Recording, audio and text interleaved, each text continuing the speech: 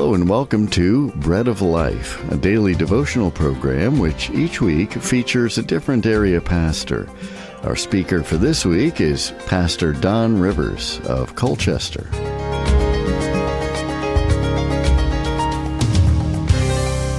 Hello. For our Bread of Life this week, we'll look at Romans 12, Living for God, Dedicated Service. The study will provide an opportunity for us to make adjustments. We resolve to live for God. Think about trying to fix something.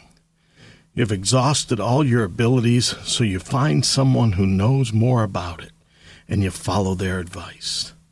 You would be considered foolish if you asked for help and then ignored the directions only to complain that things didn't get better.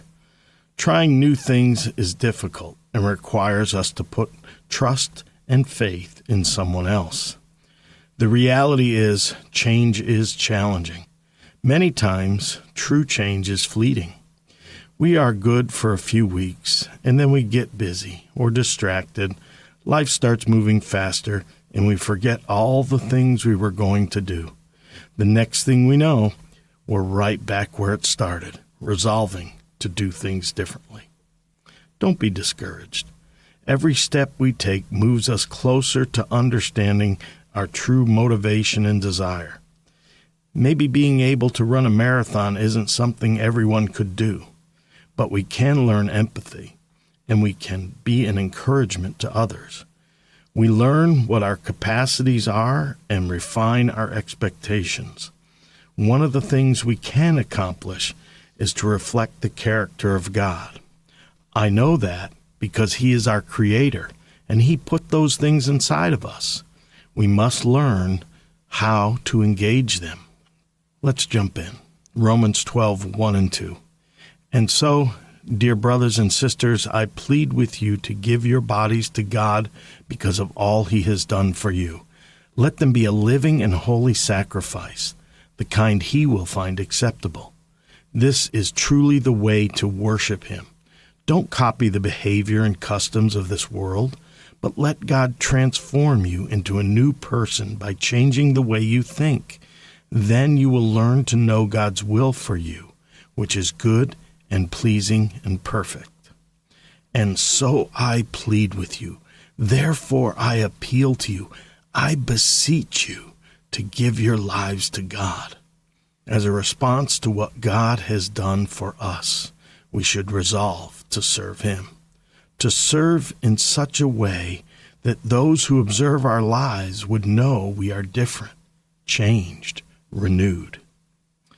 He used these words to describe the life we should live, holy and sacrifice. Live a life that is set apart, different, a life that puts the consideration of others above your own, sacrifice. He reminds us that we are accountable to God.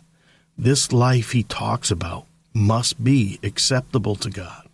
A couple of things to think of. He expects us to live, not hide away in seclusion or insulated from the world around us. We are to be in the world, but not of the world. This means our motives are not to be that of the world, but to be acceptable to God. Motive is an interesting word. What motivates us? Many times we are motivated for what we get. The world we live in is performance-based. We are rewarded for performing a certain way.